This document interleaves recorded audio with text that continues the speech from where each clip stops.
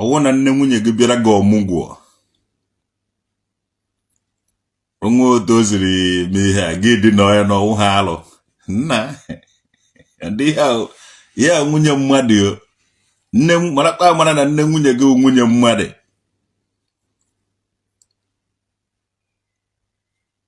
nna omenala a unu na-emedukwa iche na nke na-eme ndị from today ana m ekwusighị ike omenala unu na-emedukwa iche na omenala na-eme ma ndị onwe kịta dibịa eze nwanyị eze mmụọ aka ji ọfọ nweta gị side be nna m mmechicha gị ihe ya gwara na nna gị o mere ibe na mmụọ ahụ nọ be nna m ịpụrụ alụ niile ahụ unu na-eme esobe ụnụ omenala ụnụ dị iche na nke m na-eme maka bọsị ọnwụ ụnụ chọkwara ụnụ etiga ka anyị tiga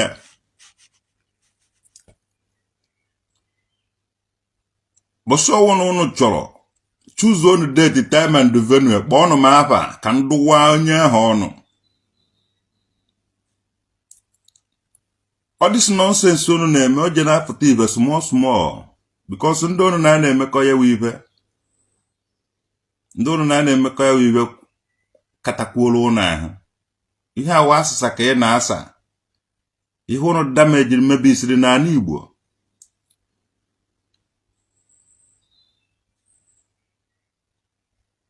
ndị dibịa na-ala nwunye mmadụ n'ala Igbo be anyị o ji apụta ife and ihe ahụ confession asa ka ị na-asa ihe ahụ i deceive a lot of people ụmụazị ịbakọchara otu eze nwaanyị sọbalị iwe nyebe ideology that ideology wụ ihe na-emebi isi ya n'Igbo today adọwa na the security do tight ịfụdata na ndị ahụ ji ebido na-ewu ha gị and gị nwee pụtara social media na-aka ọdụ steeti ka ị gwafa yes ihe anyị gwara na nzuzo ka ị na-agwafa n'ife na ikwugo ya ha ga-amewezie a na-akpụrụ ha small onye jide nwunye a lot of people a lot of divorces dị n'ala Igbo today because of gịnị your teachings ome ụmụ nwaanyị ha ga-anọ bedi na-agba n'ilo na-eje evutere nwoke afọ ime ị na-agwa ha data na nwoke mere ego n'isi nwaanyị nwe nwa mana ụnụ ga na-ala ya ndị eze nwaanyị ndị dibịa ga na-ala ndị nwaanyị ahụ eze nwaanyị oriefi nwamba agụ esumizi nna ọnwa izi mmụọ nọbe nna m na-etigbu mmadụ mmụọ nọbe nna m na-egbu mmadụ ọwụna m ekwu ha ogbuo m kama nkwucha eji egbube ndị dibịa na ndị eze nwaanyị na-eme otu ahụ mmụọ nọbe nna m ji aka ya ewere ife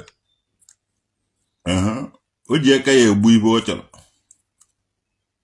ọ naghị anọ n'ebe nwe ha enyi onwe ha onye ilo anaghị asụ ya izi ọ naghị ekwe izi ọ ya maka o mee ibe tie haba ọ mmụọ ka a na-agba haba ọ ya nọbe nne m nọrọ be nna m na ya ka m si fụta onwe ha enyi onwe ha onye ilo jee jụọ ajọ ọfịa na ana edo o ji asụgo na haba enwekwa ha enyi na onwe ha onye ilo ibe ọ na-azọ ogụkwụwa aka gị ọtọ yes akpatanwuhụ m ego nji alụ duplex akpatanwuhụ m ego nji anya moto akpatanwukwenu m ego nji alụ unodo sharp because mmụọ nọbe nna m nwere ike itigbu m na nje ịchụ ego ahụ mana m ga-stand na-ekwu eziokwu omekwenu ha ọgwụ ndị dibịa gwụrụ nwere ike ime m affect kama asụ mvachi ụzọ date time and the venue mgbe na mmụọ na-efe na ọ na-egbu mmadụ ọ na-egbu dibịa ọ na-egbu eze mmụọ na-egbu aka ji ọfọ na-egbu nwa eze nwaanyị sọsọ iwe ọ na-achọwa eziokwu sọsọ eziokwu ahụ ka ije na-ekwe ndị ikwu ha eziokwu ahụ ọ pịawa gị azụ ndị a enwe mere ji nọrọ ebe ife na-eme stil onweghị ife nna ịgbatanwe onweghị ife nna emenwu di ya because onweghị ụzọ esi eje Ọnịcha ọ dị nso so na-eziokwu ji afụta ife that man that Mmiri Eweilo Okalakwu deceive na a lot of people deceive me a lot of ụmụ nwoke ma a lot of ụmụ nwaanyị ndị na-asị na afọ eze nwaanyị today iwere ịla ọtụ nekuna ibe Mmiri Eweilo Okalakwu kwuru onye fụchakwara nke okwu onye fụchara nke ahụ okwu na onye sokwa na eyike ahụ gọrọ socha ya na ihe eyike dụ mma eyikekwa socha ya onye ahụ. I couldn't imagine nwunye mmadụ jere ọmụgwọ ruo ebe ahụ ọgọ na agbakọ ihe ahụ ọgụ mba na mba ihe ahụ ọgụ ezinụlọ ọgụ eji akwasa obodo ọgụ eji ekpochapụ dibịa. Haba is from Agro, the origin of tradition, not izu ọhịa ọsịsọ. Nwanyị ọcha is from Ostra, and ọmụọla eze nwa n'isu ọhịa. Enwere lot of ndị isu ọhịa nọrọ nwaanyị n'obodo ọzọ ọmụọrọba nwa n'isu ọhịa, ụmụazị awụrụ ndị isu ọhịa. Mmadụ nwere ike ọ bụghị onye isu ọhịa mana a na-anụ ya n'isu ọhịa. Ndị nwabe Gilbert jefu ka nwa jefu ndị nwabe jefu Isaac jee ife a na-afụ. So a na-anụgharị nwaanyị. O nwere ndị Igbo nọrọ ndị ọcha mụọrọ bụ ihe dọka traditional nwoke dị a na-agba ya ụmụ ha. Forget about ebe haba originated from. Akọrọ na agụrụ nwere ibe dị iche just kee na ji. Nne mmiri akọrọ haba agụrụ ka ịchọba oyihe ha egwu itie haba ịchọba agwanye ihe o ji emebe ha ọbịa bụ ome ibe ahụ be gị itie haba adịadị ndị agwa na haba awụhụ asụsụ Igbo. Haba is not Igbo language. No ndị Hausa ji ụta na egbe na-agagharị na egberi ahụ egbe oje ha agba igbuo mmụ oje ha eme ibe a ịchọ ka ikpechapụ ya eje ha ekpechapụ nwa itie haba ọ naala ya afa. So kedu afa mmụọ ha na-eme ibe odude na akwa nka, the god of iron, the god of the blacksmith, the goddess of our land. Ajebe ahụ ịkọnyite ya ọ na-acha ka anyị nwa. We are the son of the soil say na anyị nwa ịghọtago. Mmiri Eweilo Okalakwu ị na-edeceive a lot of people. Na nlarawa ọhụụ na nlarawa ikpudo na Igbo today ogowa legalize ya. You legalize ịla Igbo. Illegalize kwuo nne ịla nne mmadụ ịla nwunye nna anyị nke ahụkwa gụnwa onye tọhere ọgọdọ ahụ ịtọhere Mmiri Eweilo Okalakwu nna this boy na-alụ ọjajaja ọlụwana all this ụmụ eke ikputu juru na agụ toru mba na n'ọcha na-awụgharịsị na awụ eze nwaanyị. Gonwa kọrọpụtụrụ ụmụ nwaanyị achịbatawa saịdị be anyị ife na-ezu ukwu ohi ha sị na awụ eze nwaanyị omekwaghị eze nwaanyị bawuo ife na-ezu uwe ohi. Nna anyị siri ike ishọt obodo oyibo anyị jere dipọtụ ọgụ mere gị iwere bata onwezighị ibe ọzọ onweghị onye ọzọ hụrụ n'enu obe onweghị onye ọzọ hụrụ n'ije awụrụ na e nwere ibe aka ijere imebe ndị ọcha were nwụrụ hụ nwụghachighị bakịtụ Naijiria iwe nọta ebe a jidezie ụmụazị be anyị tabazie ebe ife edele gị n'akwụkwọ iji eme ndị ọcha ka ndị ọcha nwụrụ hụ n'oge nwụghachighị be anyị ka ijideriziri ụmụazị be anyị mebebe ya. Nna nke akwụkwọ alụrụ ara ka ị na-alụzi obi alụrụ ara ka ị nọ. He said that it's not a bad to fuck mother-in-law. Nna ka nnukwute alụrụ ara ọ ka mma ka o si n'ọnụ ụnụ fụtawasịwa because nke ekwuone m too much. Nna ekwuone too much anaghị m ekwuzi dike chara eze. Nna onye akịta eze nwaanyị Oriefi Nwamba nọ ka m were mụọ atụ because ọsị m odegu nwayọọ ka m werezie nwayọọ ka m werezie ya nwa mụọ atụ. Ozo nwaanyị ogbu Oriefi Nwamba mụnwa na-anụ nwa gị nwaanyị ịma na nwa gị onye amị ana m anụ nwa gị nwaanyị amụọ nwa ị bịala m ọmụgwọ na ịmụ na edo mmụọ anya na onwe ha nwoke fụrụ ukwu ga-eje ala ike inega anya ugboro na-abụ eze nwe anya ori efi nwa mba agụ dịna ga bịara ma ọmụgwọ nnecha nga anya n'abalị mabụrụ tụwa na nwa gị nke onye amị jeso na-atụkwasị anya n'isi o so no ihe Mmiri Eweilo Okalakwu legalized. No, let's call a spade a spade. If I boy ya no alụ ka ọ bụ onye pụrụ ife dị njọ kwu kene ya bụ ife dị njọ hapụ kene ife n'ụwa ga-agwa gị ewu ịma na-egwu ụmụ ụwa na-atụzinu m omeodemebigo amaghị m ebe a na-ejezi eje echegadị ịma na ụmụ bọysi na-ezuzi ohi obodemebigo na so nọ ihe dị mmanụ kwuru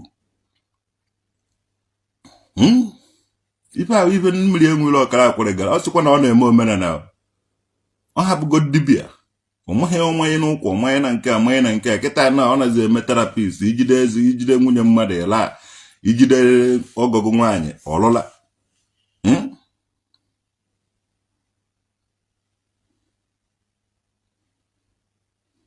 ọ ihe a ga o ji batara ụmụ udo integration hụ na ihe anyị na-eme na ụmụ udo integration na anyị ji eziokwu na ịkwụba aka ọtọ eme ihe ụmụ udo integration onweghị ihe anyị nwere ike ime nwụrụ onwe anyị maka na asị na udo na-eme yes ebe udo na-eme so we have to obey the udo kpochaa the udo baa n'udo ịmara otu esi eme udo before isikwa otu ahụ mewe na udo na-eme mmụọ na-eme Mmiri Eweilo si ebe ahụ dị ka mpụọ ya na Chimarin Temple ọfịa fụrụ agụ ga create their own group which is not Mmiri Eweilo Okalakwu na-eme and at the end of it o deceive a lot of ụmụazị by copy ihe na-adịghị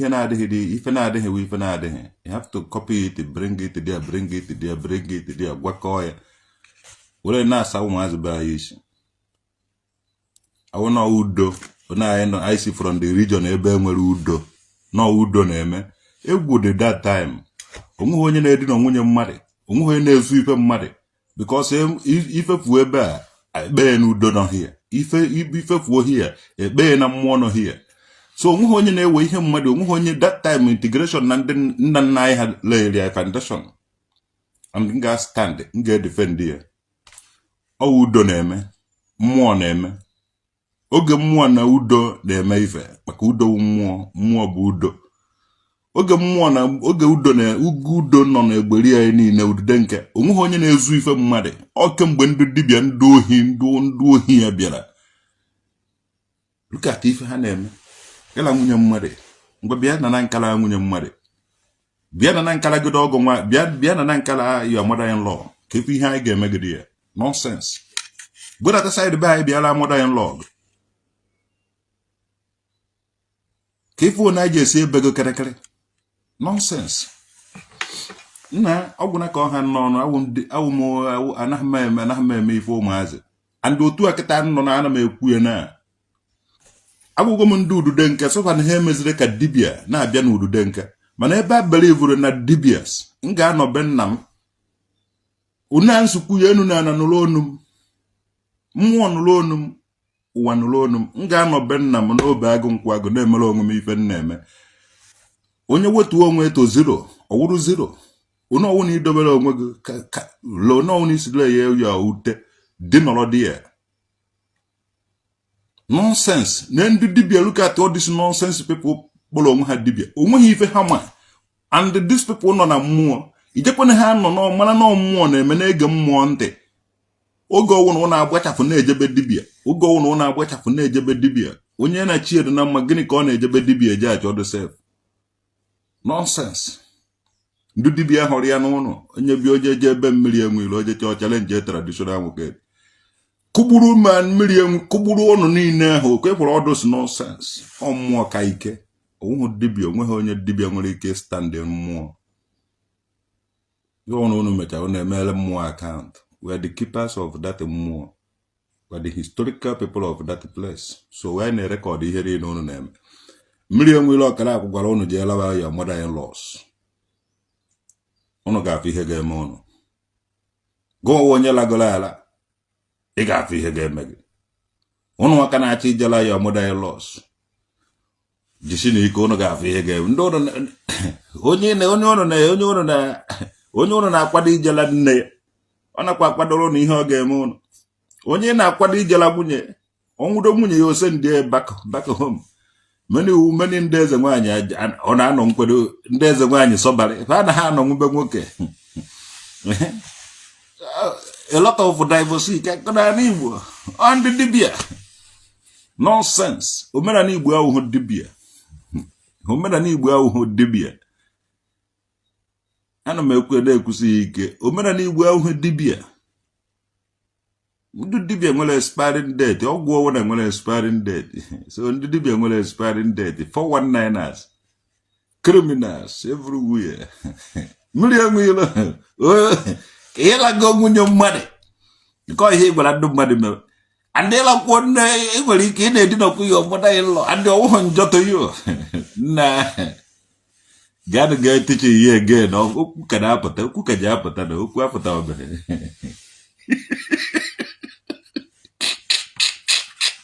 Na ka emesịa nọ. Ka anyị nọ na-enene ndị ọka mmụta. Na nke akwụkwọ ha omenala Igbo ibe awa omenala Igbo arịa m. Omenala Igbo arịa m ibe ọwụghị omenala Igbo. Omenala ndị gịnị Igbo arịa m. Dịka jara ezozo ibe dị mfere. Omenala ndị Igbo arịa m. Obi nwanne soju ude egbu na ya. Omenala Igbo arịa m ibe ọwụghị omenala Igbo.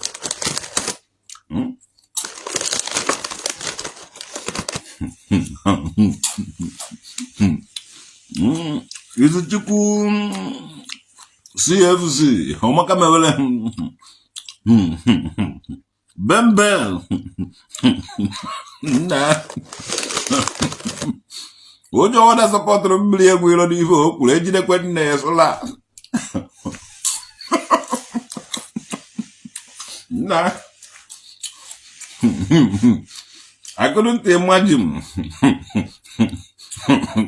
Onye ọwụna gechara ibe ọ share ihe this video. Na share ya this video ka o ruo everybody ya ka share ya this video. Achọghị m ikwu okwu ka unu were because of okwu a m kwuru share ya the video. Mana achọrọ m ka unu share this video ka o ruo onye ọwụna. Achọrọ m ka onye ọwụna gechara this video.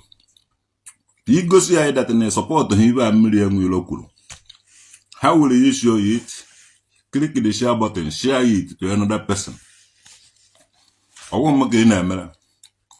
We are doing it together. I now start the up together. And can a wall, and can add a home, and can our home and I. Mean a joke out, mean a moment and now. If while give one alcohol. Don't make a share button to say this message. Tini ya mana TikTok, tini ya mana YouTube, tini ya bo na eti message, tini ya. Ya jabe nkene walo nnukutalo. Meela nwunye mmade. Meela enyi nwaanyị mmade. Meela ọgọgụ nwaanyị. Na ka nnukutalo ka ọ. Nnukutalo. Ịmali be jadu maka mmade megi mee onye ọzọ. Oh, the cow the good. Ona Mmiri Eweilo Okalakwu kwuru ibe anyị na-ediri ijide nwunye na-ala na nwunye jide nne ya na-ala nne ya maka oyibo ọ gara azụ emegwara anaghị eso okwu do me as you God no go vex go by so doing mgbe ọ bụrụ ka ụmụ boys la nne ya la nwunye ya okwu ha okwu udachi ya nke azụ ọchị ma promise ọmụnwa 70 years old man ka ọ gụnwa eje mekwu kwantere gị dekwa another comment ka mpịa gị ya Chima promise kuko mwa ka mmiri ka onye wu 70 years old man. Just kuondo, just kuoku. Ka piaga ya na ka mara na ka mara no mu ka na agbo opoka ikwu.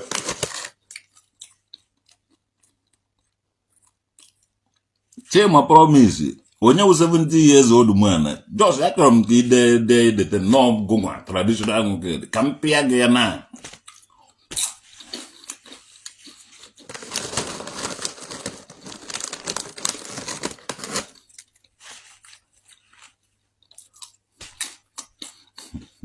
Okwara ko kan ne tene me takwara na video. Ukulu ka kan no ziba.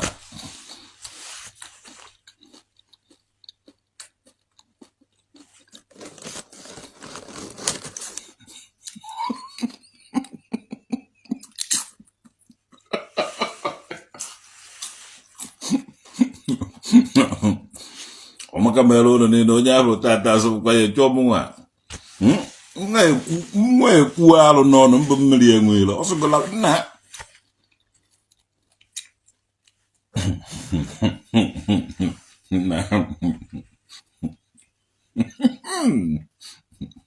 Mmiri Eweilo Okalakwu e polopolo mmiri Mmiri Eweilo polopolo mmiri iji dege lot of ụmụazị ha sasịala ebe anyị onye bụrụ ọ na-eje digbo ona Mmiri Eweilo Okalakwu si were chen gbakọ n'ọkpa ya na-abọ ona ka ụmụ nwoke ma ụmụ nwaanyị odisi buru ndị eze nwaanyị sọbarị nsọdụ nwaanyị ọwụ na eburu gbachen n'ọkpa na ana Igbo ọnwụ eze nwaanyị sọbarị ka ọwụ nwoke ọwụ na eburu ọba igo n'otu ahụ bangwa nda na ala gbugugwo fa na ala gwogwo nda iburu gbata ibe n'ọba ibe ba na ala ibe o nwanyi o de iburu ogbara ibe n'ọba ije ala ya dade ijikwa ego wo na ebu nwanyi gbu ibe n'ọba je ebufutara ego ọrụ $5,000 bundle mba wo bundle rap na ego igbu ya na akpa ihotago odi ego adu onene ego a na-apịaji odo na iwo ya na azụ akpa ọ ga-eji ala ụmụ nwaanyị anyị bụrụ gbachenu n'ọba because ọ ibe ba gọrọ no ibe a na-agọ na oji bute ego agari ofu ego oyo si akpagoko ha na-eko iji alafa because a na-eso akpakọrọ eko ma nwunye mmadụ nọ na ya ma di mmadụ nọ ma pancha niile laka desika iwe na ala wala iwe na ala ogwo ka wala ka iwe na ala desika fa na ala fa la kala iwe wala ka desika ishodo amaghị m oyiwe a amaghị m dị mmiri na ọfala ka desika ma na oyiwe nke m to my own ịkwụrịfa iwe na-eme fa na ala nlakasị ka fa na alakasị yes ibu aba na-eji asụ ga-eze omeghe eze nwaanyị bawo ego gị gaba na ala ajọ inu ohu ọla gbowa ya ọgba ga-eziokwu Mmiri Eweilo Okalakwu idisi bụ na lot of ụmụazị bayo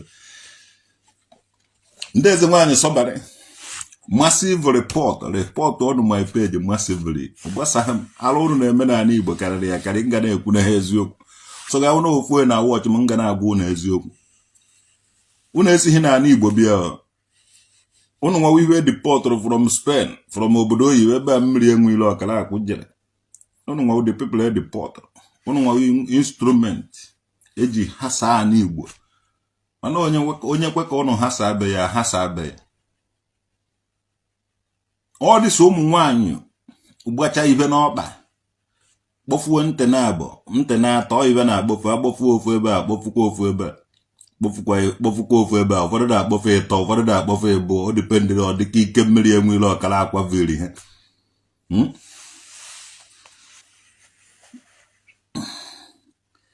ịbụ ha na ụmụ nwaanyị be anyị ndị ahụ fa na-agba ibe n'ọkpa gba ibe ebe a gba ibe n'ukwu na ị na-ene ibe na-agba n'ukwu na ibe na-agba n'ọkpa ọwụ ha be anyị ka a na-emepụta ibe ahụ nke a na-emepụta be anyị aka ịgala weji ha agbanwe aka ịgala weji ha agbanwe jigida ndị Igbo maka nke ahụ ibe nọ na nke ahụ ka ahụ iwerela ọtọ iwerela agwụnye mmadụ iwerela agwụnye mmadụ ịmakpụrụ ije ha pụtazi ịtọ ebe ahụ so ụmụ nwaanyị Igbo unu eme n'onwe unu unu emego onwe unu ihe unu awụhụ unu emego onwe unu ihe unu awụhụ Mmiri Eweilo is doing that nonsense to people's wife. Mgbe na-ekwu ya onweghị onye chọrọ ige m ntị because epesakut go mgbuo m anụ ọhịa kategori kpọọ m na nna aṅụ Igbo na nna akpọ mkpụrụ mkpacha ihe ya isi ịnọ ndị odegwu na-eje di ya a na-ala nwunye mmadụ na-eme ọ na-eme ya ọ naghị eme ya ọ na-ekwu ya ọ ihe ọ na-ekwu ka ọ na-eme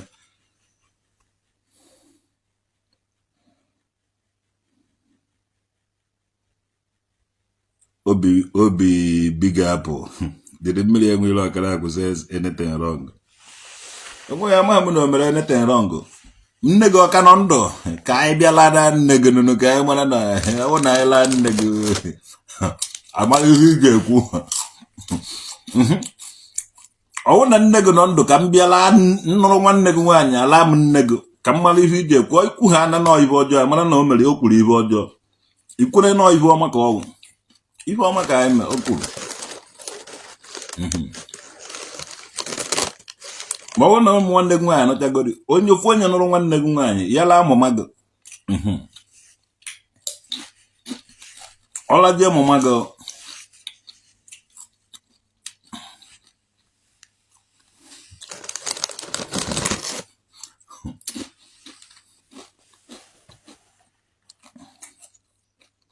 agodo ndị kasị tụrụ ụmaka mewere gị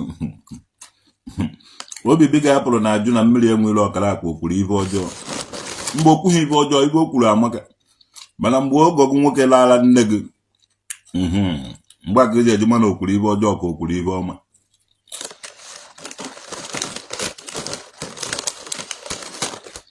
ọlaezi iso ala nwunye mmadụ iso ala beten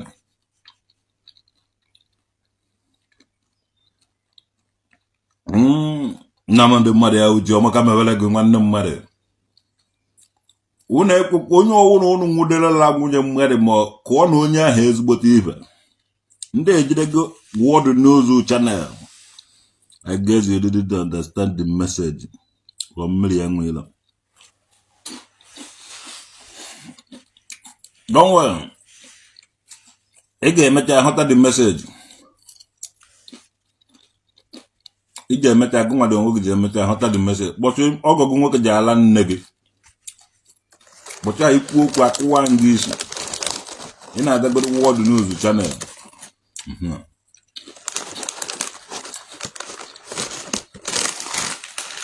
Alụ niile na-eme n'ala Igbo ọwụ na Mmiri Eweilo Okalakwu na ha sọpọtụ alụ ọkaraghị inwe ego so na-alụ ka ọ na-asọpọtụ o ji were nwe ego nwunye gị jegbuga n'ilo vutere gị afọ as long as na imere ego n'isi nwunye gị gị nwa nwe nwa and ị ga-atụwanye nwaanyị ime mana nwunye gị ji ọsọ gbapụ jee outside je bute dị nwa ọwụ ha alụ ka ọ wụọ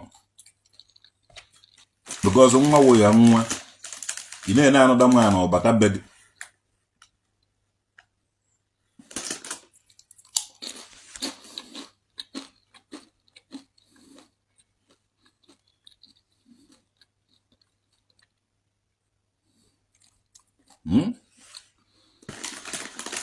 a na-eme na o kwuru nke ahụ okwukwe again na ọwụ na ọgụ nwaanyị bịara gị ọmụgwọ onwe otu isi wee laa ya na ọwụhụ njọ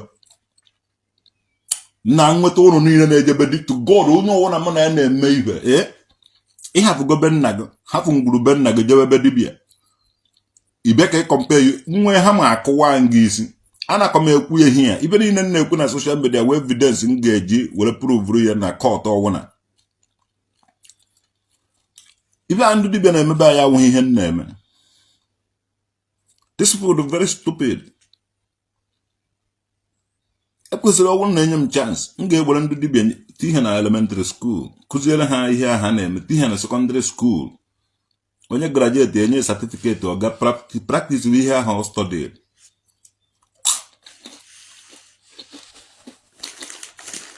ha kpọ dị so nonsense gịnị ka kedu school Mmiri Eweilo Okalakwu gara o ji teach anything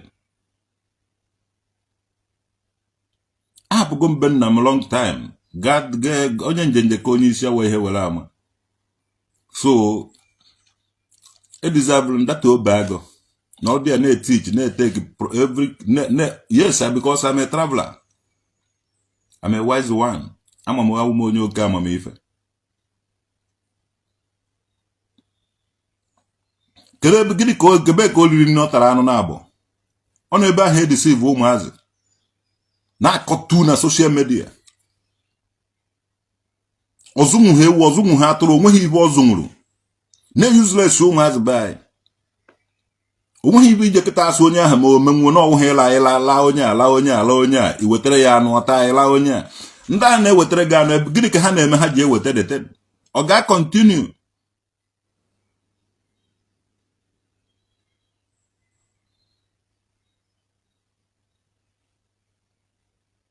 some of them ndị na-ezu ohi some of them ndị na-eme ibe ọjọọ niile dị iche iche gụwa onye na-asọpọtụ ihe ọjọọ niile na-eme n'ala Igbo for that ị gaghị stand n'ala Igbo